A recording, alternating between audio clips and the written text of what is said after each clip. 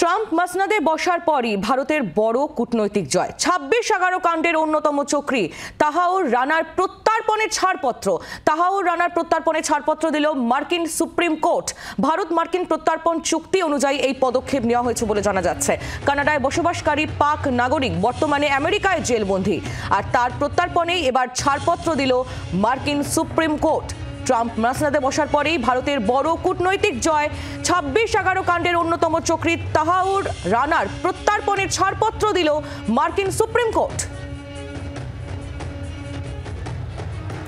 রাজীব চক্রবর্তী আমাদের প্রতিনিধি রয়েছেন আমাদের সঙ্গে টেলিফোন লাইনে। রাজীব, এর আগেই বলা হচ্ছিল যখন ট্রাম্প 2.0 সরকার এলো তখনই বলা হয়েছিল যে ভারতের ক্ষেত্রে বেশ কিছু সুবিধা অবশ্যই হতে পারে ট্রাম্প মসনদে বসার পর।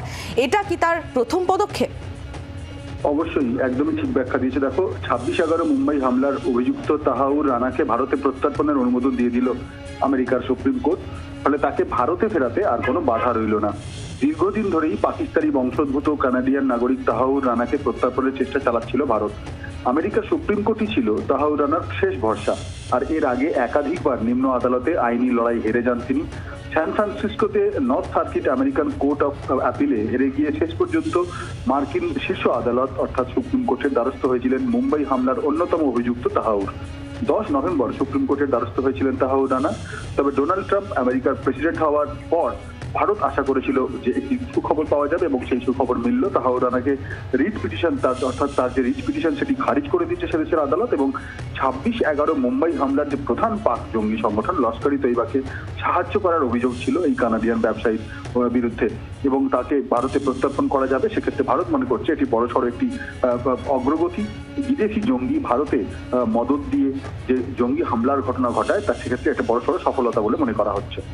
একেবারেই ধন্যবাদ রাজীব চক্রবর্তী আমাদের প্রতিনিধি ছিলেন আমাদের সঙ্গে। ট্রাম্প মসনদে বসার পরই ভারতের বড় কূটনৈতিক জয়। 26-11 কাণ্ডের অন্যতম চক্রী তাহাউর রানার প্রত্যর্পণের ছাড়পত্র দিল মার্কিন সুপ্রিম কোর্ট। ভারত মার্কিন প্রত্যর্পণ চুক্তি অনুযায়ী এই পদক্ষেপ। কানাডায় বসবাসকারী পাক নাগরিক বর্তমানে আমেরিকায় জেলবন্দী। এটাকে একটা বড় কূটনৈতিক জয় হিসেবেই দেখা হচ্ছে। বাংলার আওয়াজ, বাঙালির আবেগ, জি 24 ঘন্টা।